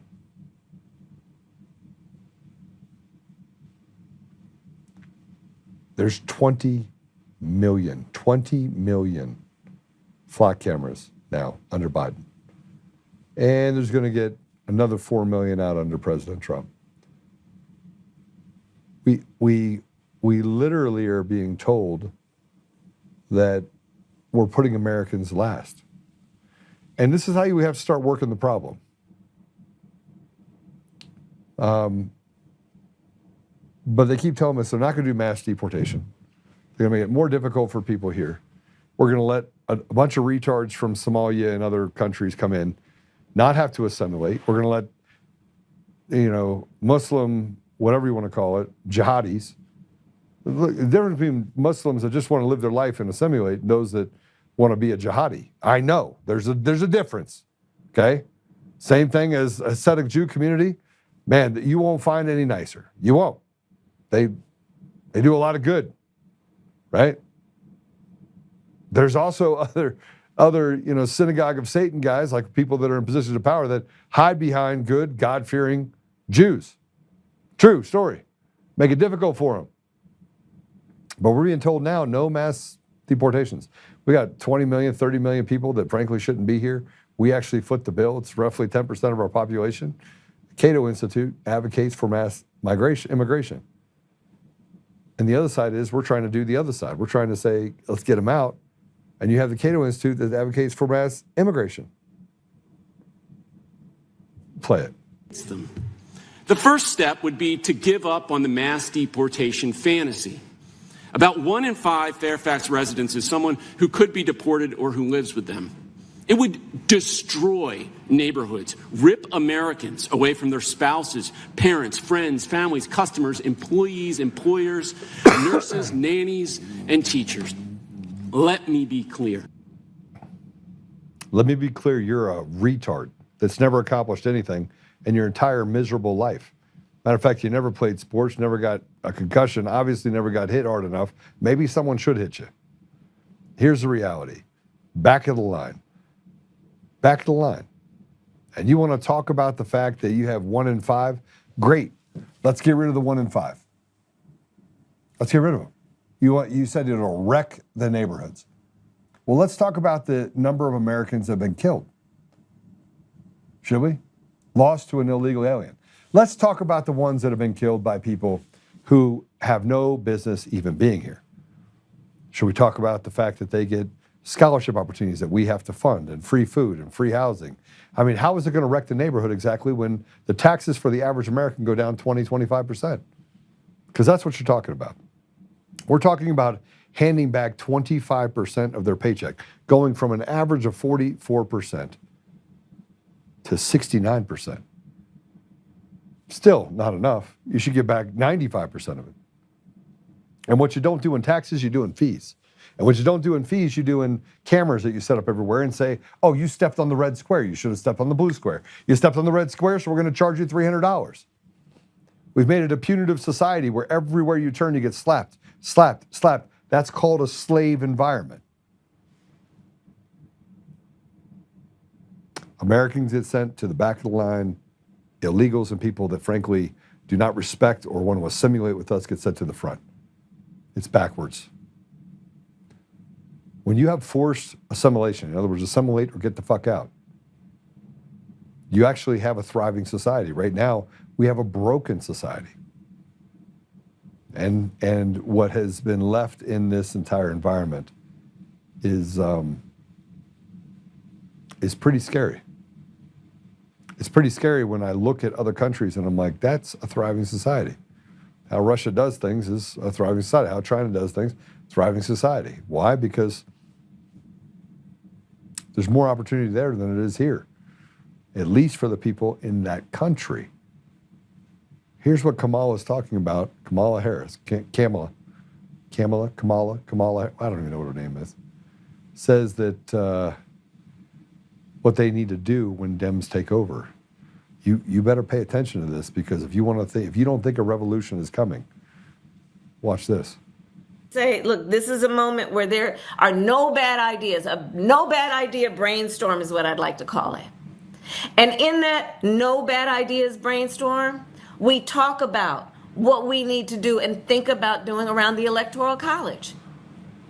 We talk about the idea of Supreme Court reform, which includes expanding the Supreme Court. We invite a conversation about multi-members districts. We talk about, that if we win the Senate, which we should and we will, then the Senate Judiciary Committee should have rules that they put in place so when these people come before as nominees to the Supreme Court and lie, that they are held to account and consequence. Not just that somebody goes on cable news and says they lied, but that there are rules in place to actually penalize people for lying to a Senate Judiciary Committee. That we agree that it is right to have ethics rules for Supreme Court justices. And let's put those in place. Let's talk about statehood for Puerto Rico and D.C. These are the things I think that we've got to do. We've got to neutralize these red states from cheating, including blue states expanding their maps. And all of this. They want to change everything about the United States. And if you're a Democrat, independent, or a Republican, and you listen to this retard talk, the woman that literally kept black men in prison past their release dates so that they could get 9 cents an hour wages. This is what she did. Who stood in the way and stopped and blocked evidence from coming out that kept a man in prison, even though they knew he was innocent. That's what that piece of trash did. And for those of you that say you can't call her a piece of trash and it's political, you have a political difference of opinion. When you destroy Americans, when you come after Americans inside of America and you do so and act with impunity, you do not deserve any sort, from my perspective, any sort of decorum. Why would I? This is club evil. This is what I talk about. We are guests in our own home, and this See You Next Tuesday says, we need to have ethics for a Supreme Court justice. Well, what about term limits for senators and congressmen? Now, we can't even get that done. 99% of the American people want term limits. Have they passed it? No. They just keep giving themselves more raises because the system is so rotted that it's put us in a position right now where we're done. So I want you to know something else, that when we start looking at the agenda that goes against the American people combined with the 2030 WEF, the World Economic Forum agenda, what you have left is something terrible. But look at this billboard in Long Island Expressway. And this is from Mamdani, the un-American. So we are infiltrated right now. And I'm going to tell you right now, there are people pissed. Not at the fact that you have a guy that's a different color in there, that he's an idealistic communist pig. Play it. We are here on the LIE heading into the Midtown Tunnel, and what you just saw is a NYC Health, NYC Cares, something along those lines, a sign completely in Arabic, paid for with your tax dollars. The only thing that I've seen this mayor do is host Eid dinners in Gracie Mansion and put up signs in a language that most of New York does not speak. That is what it looks like to be conquered. Mamdani's base is foreign-born voters, people born outside of the United States that have now migrated to the United States. He's catering to those people when he puts up a sign in full Arabic. Assimilation does not look like you demanding the country you are currently in to change the language. No signs in New York City should be in any language other than English. You know why? Because New York City, as far as I'm concerned, is still part of the United States of America. If there are people in New York City that feel more comfortable reading Arabic signs, they should go back home to Arabic countries where they speak Arabic. They should remigrate back to where they feel more comfortable. In the United States, there should not be a single sign in Arabic except the exit back home.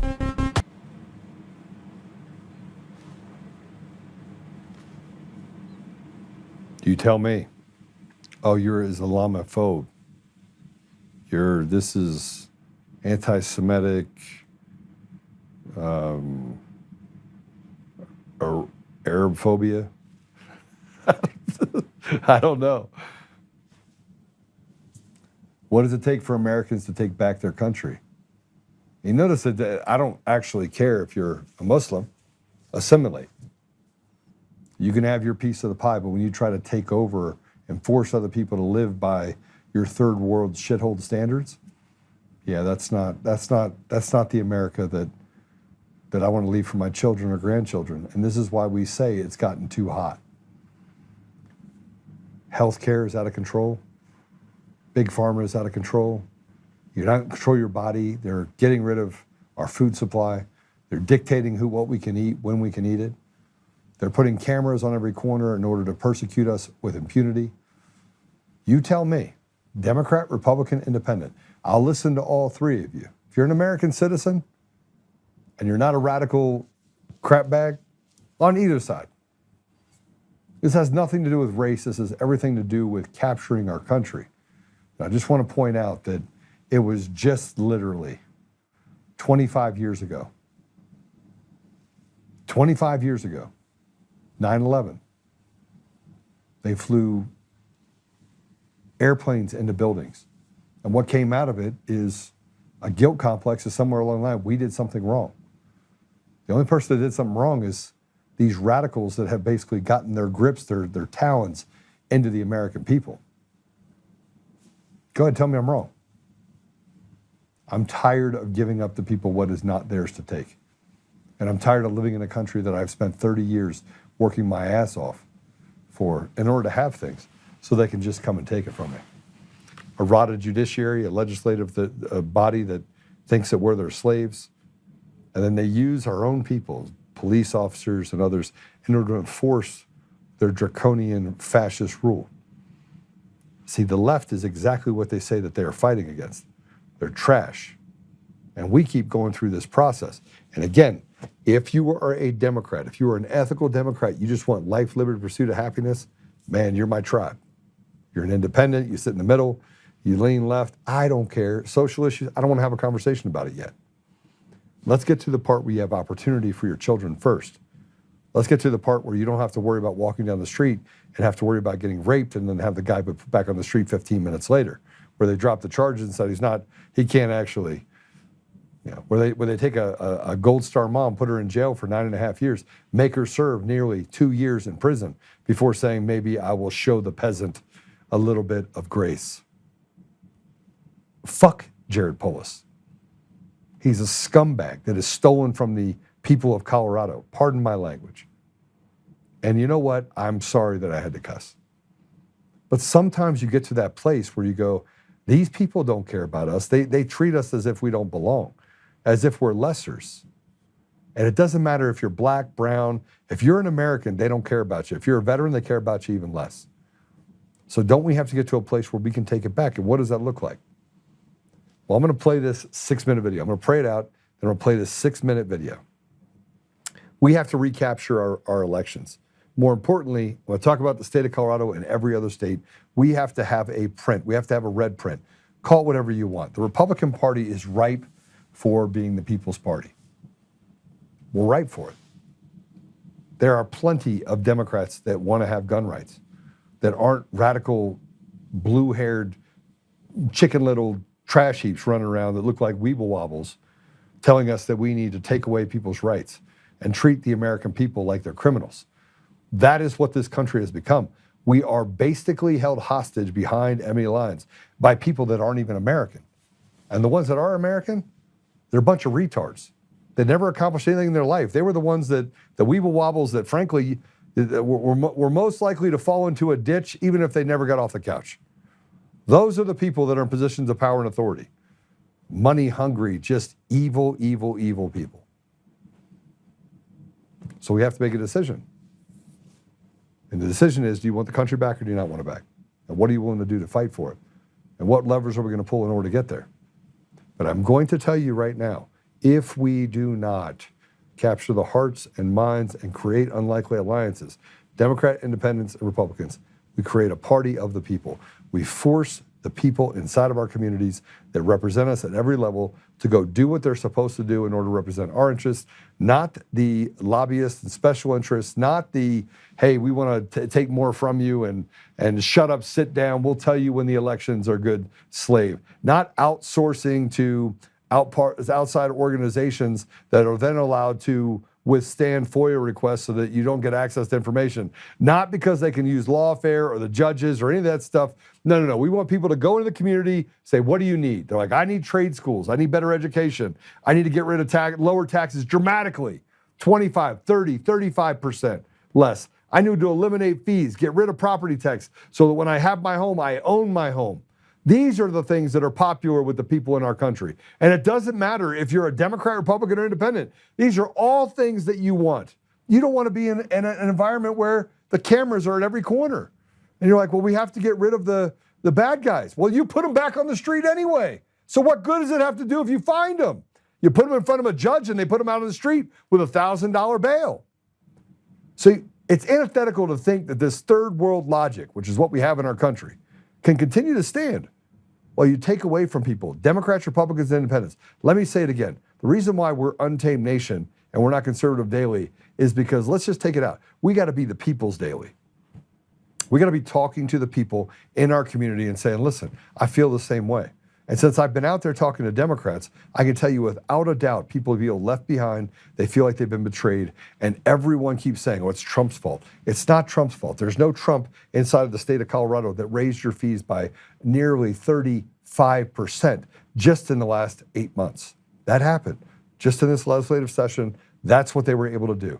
Raise fees, get rid of Tabor, make sure that your property tax goes up, try to throw back a few pennies to you, and then put in regulations to make businesses harder to operate within this state. And if you think I'm wrong, why are the top 25 or 25 of the top 100 businesses currently in the process of leaving the state of Colorado? Palantir just left with hundreds of millions of dollars. We are in a regressed state in the state of Colorado, and nobody has an appetite with what we're going through right now. Now, you can make this a blueprint for every single state. Blueprint, red print, call it whatever you want. Make the Republican Party, the People's Party, make it so that we actually do things at each level. What do you have to lose? I'm just going to say right now, if you're a Democrat, what do you have to lose? Tell me what you have to lose. You think your taxes might go down? That might help you. Crime might go down so your wife doesn't get raped or your child doesn't get raped or maybe killed or maimed or robbed. What do you have to lose if you're a Democrat in the state of Colorado and not vote for the Republican Party? If I'm at the helm of the Republican Party, I'm going to tell you what's going to happen. We're going to come in and we're going to go sit down with all the Democrats and we're like, what do you want? People are like, well, we're the Republican Party. Let's make them want to be a part of the party. Let's show them the values that exist already in their community. I'm going to tell you, over half of the Hispanics in the state of Colorado that can vote, don't vote. And you know what? They're all conservative. Nearly half of Christians in the state of Colorado don't vote. Democrat and Republican. And actually, we have systems where our elections are absolutely just bunk anyway. But if you want to see that they're bunk, you convince people that are zeros and ones that you can really affect change and give back the ability for parents to rule the house when it comes to their children, get rid of the indoctrination, not have to run away from public schools, make sure that you can do things to help the poorest among us, put in trade schools, change the operational apparatus of the education system, send lobbyists that are a part of our political structure into the Capitol to have conversations with our legislators. And then when they don't do the job, throw them out. Yank their Republican certificates, say you're no longer a Republican, you can't run as a Republican ever again. Sticks and carrots. You want to get to a place where you save the country? One community at a time, this is how you do it. You come in and you make sure that one party comes in and just Wreck-It Ralph and puts us in a better position as a country. So you got that 6-minute video from yesterday? I'm going to have you replay that, but we're going to go ahead and pray it out first. Apple Podcasts, Google Podcasts, Spotify, Pandora, iHeartRadio, TuneIn, and more. Make sure that you keep your finger on the dial. Let me see what we got people talking about. This guy hasn't been to Colorado. Which guy hasn't been? Who's talking? Don't denigrate trash by comparing it to her. Yeah, sorry about that. Mandami needs jailed. Yep, sure does. Pedo weirdo, WF figures world, elitist, fuckwits. Yes, true. He's okay. the ped weirdo, I don't know what that's supposed to mean, but yeah, I can't burger us. So I don't know. When I was there last summer, I saw many business signs in Arabic or similar. True, it's happening more now. I won't push one for English. I just stay on the line. My favorite term is effluvium, trash mixed with hot air. Effluvium. As used to say, we can't say the word trash, so we use the word effluvium. We came out with all the synonyms for trash. I've been saying trash for a long time. So sometimes you got to call a spade an asshole. I love a good F-bomb every now and then, Teresa. I get yelled at, though. I don't see Jeff in here. He's probably giving me the cold shoulder right now. P. Ed weirdo. Good. You might want to change that, though, Ed. You might want to change that. I just changed it to like Ed weirdo. Get it? Ed weirdo. Eduardo. Okay. The guy in New York with the Arabic sign. Joe, the guy in, I will never understand the attachment to a party. In my opinion, we shouldn't have any parties. We have to have parties because you have to have something that has the ability to go in a community and say, what does the community need? And different communities need different things. Rural communities need different things. They need to have an equal seat at the table.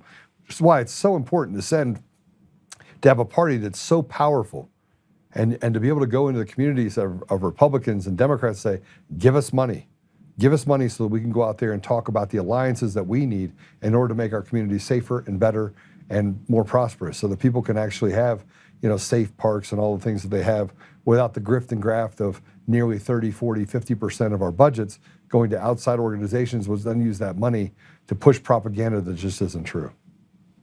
So, not going to do it. I've been that since 1995. Hopefully, P.Ed. Ordo, but good on you, brother. Good to see you. Good to see you. All right. So, Apple Podcasts, Google Podcasts, Spotify, Pandora, iHeartRadio, TuneIn, and more. And now Roku. On Roku. Make sure you download the app. We're going to be doing a lot on Roku. I actually like Roku because they can't do a whole lot of censorship when I send you in there to go to the Roku app. And you do have the ability we're going to build a chat environment as well. So you have the ability to have these chats in the new environment as well. I'm going to make it as easy for you to operate without having to give money to people that basically censor us and do whatever they can to cut us off. I'm going to do that. Go follow me at Joe Oltmann on X, even though they're going to censor me, at Joe Oltmann on Truth Social. And make sure you give me a thumbs up on the way out and do all that stuff. All right, let's pray it out. Let's praise it out. Praise it out. Oh, Matt Wallace is calling me. I should have him back on. All right, Father God, thank you. Thank you for the ability to have this show. Thank you for the amazing people that work on the show and that come on as guests. Thank you for Mike. Thank you for the people that can recognize where we're at as a country and that consistently fight and speak up for who we are and what we are. It came to me as pray, stand, speak, act. Pray first, and Father, we bring this before you to stand up and to always speak the truth. And after we're done speaking the truth, Father, to act in that truth. And these are all very biblical principles that are repeated over and over again in the great book. And when we're done, we go back to prayer. We bring things back to you, Father. And right now we're in the bringing things back to you and trying to figure out how do we plug holes and how do we do what's right by the American people by making sure that we're doing the right things, that we're focused on the right levers to pull and things to advocate for and positions to take or stands to make. Father, I just ask you to give us the ability to have insight into individually and collectively what we should be focused on, to give us the courage and stamina to continue to stand in all of this, to set aside petty differences, to not allow for people to create divisions, to bring the people, your people, together, Democrat, Republican, Independent, that we can set aside those specific dog whistles, so to speak, and get to a place where we can really serve our communities and our families and our people, your people.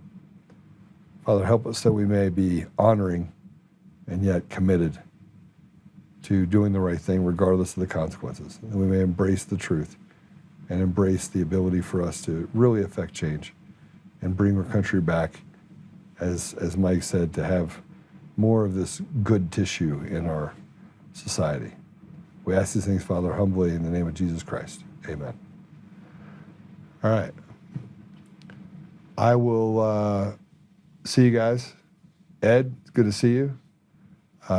Susan. Oh, I saw Susan Rice, the good Susan Rice. There's a bad one. She was in Washington, caused a lot of problem. Yeah, I will see you guys tomorrow. Make sure, again, 6-minute video. Watch the 6-minute video. It's really important. This is kind of like what I think about when I think about Colorado. My brain never stops. And if you get a chance to watch some of the stuff that I have on socials, please do. I got another video I'll put out today. And otherwise, have a great weekend. God bless you.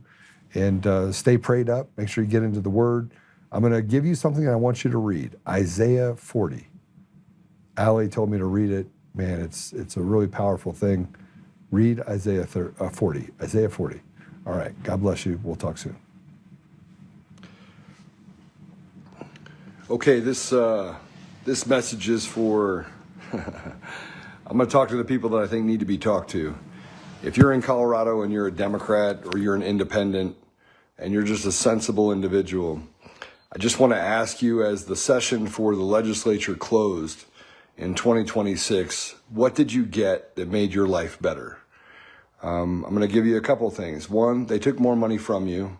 They now have cameras on the road that if you go over 10 miles an hour past the speed limit, and they dictate from one distance to another that you averaged over 10 miles an hour over, that they can send you a ticket through the mail. And in the first couple months that it's been out there, they've generated $300,000 in new revenue that they're going to use to build more cameras. So let me ask you how that actually makes you safer. Are there less accidents? Well, I could statistically tell you that that's not true either. Are kids graduating from school more proficient in math and science and able to read? I would tell you it's getting worse. Or do you have more money in your pocket? Are you able to go do more things than you were able to do before? I would argue the answer to that question is no. And before you actually say, oh, it's President Trump in office, it's the Republicans that are doing this across the country, I want to point something out. There aren't any Republicans in positions of power and authority, and they had the authority to not extend and grab all the Tabor money and take that away from you. They had the ability not to raise taxes on you, but they did anyway. They had the ability to look at the things that were most important to you and to focus on education, to focus on your communities. Let me just ask you the question, is there more trade schools? The answer is no.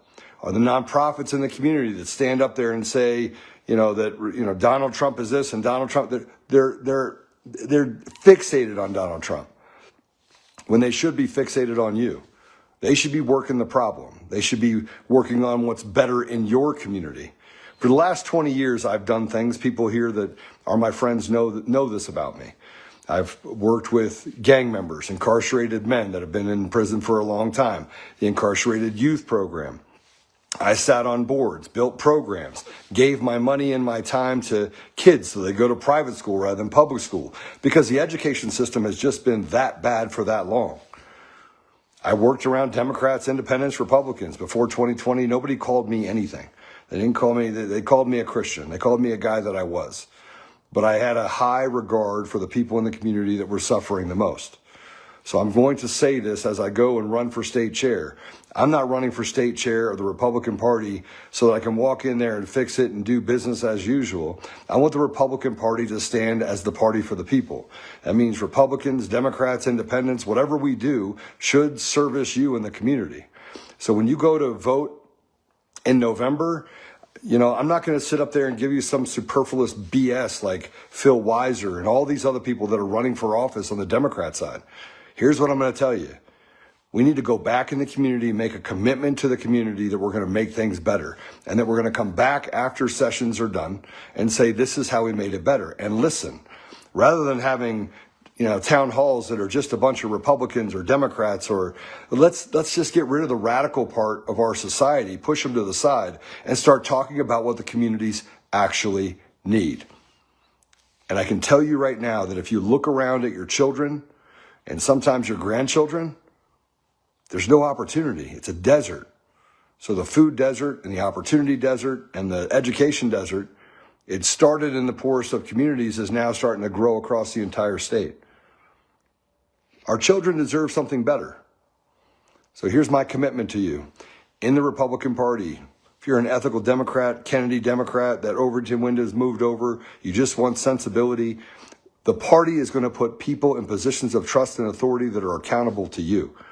And the people that are in office right now for the Republican Party, if you don't start listening to the people, we'll replace you. The Republican Party used to have power in creating opportunities and making the communities better.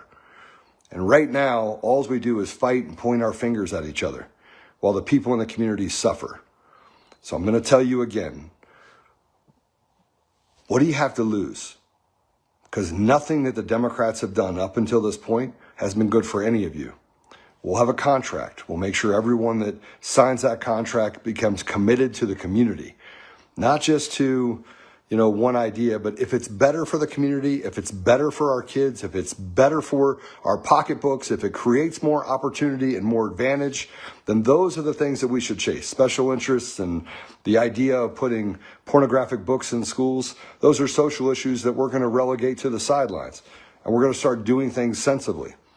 And I don't need to be the governor, and I don't need to be a senator, and I don't need to be in any of those positions. I just need to go out and find young people that are most adversely affected by these decisions that are being made today and find a way to represent the community well. We are the United States of America. And although the Republican Party, I think, is the most grounded party, we don't get it right all the time either because we stop listening. So I know the Democrats, I know the independents, and I know the Republicans all feel like they've been left out of the conversation. You all feel like you're not stakeholders. There is no of the people, for the people, by the people, because the only ones eating are the ones that go to Washington or go to the legislature, and they self-deal. We're going to stop self-dealing, and we're going to make it so that we don't just become driven by a specific ideal, that we become driven by what is best for our community and what is best for you. And none of the stuff that the Democrats are talking about is good for you. And all the stuff that they passed took away a little bit more away from you while telling you that you need another daddy. You might need a daddy, but that's God. And right now, they're trying to step into that position while eliminating God. So God bless you. Leave your comment in the notes. Send me a direct message. If you're an independent, we're going to get rid of the infighting. If you're a Democrat, and you, like I said, that Overton window has moved, let's start talking about making a party for the people, of the people, by the people. All right. God bless you. I'll talk to you soon.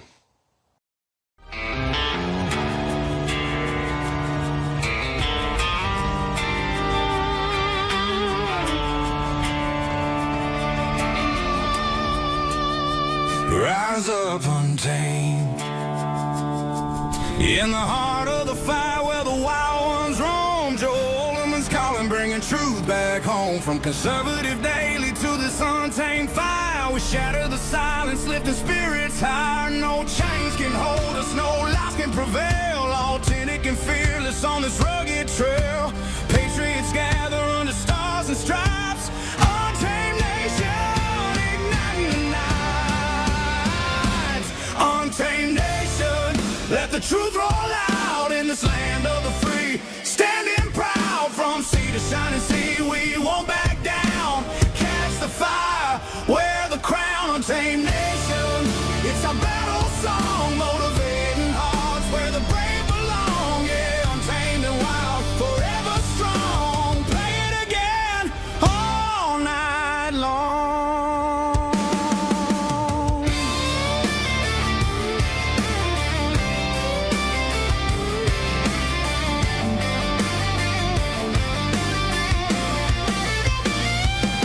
Break the mold, chase the real, no more games, time to heal.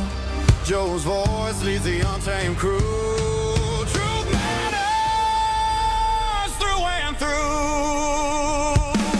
Untamed nation, let the truth roll out in this land of the free. Standing proud from sea to shining sea, we won't back down. Catch the fire, wear the crown. Untamed nation, it's our battle song, motivating hearts where the brave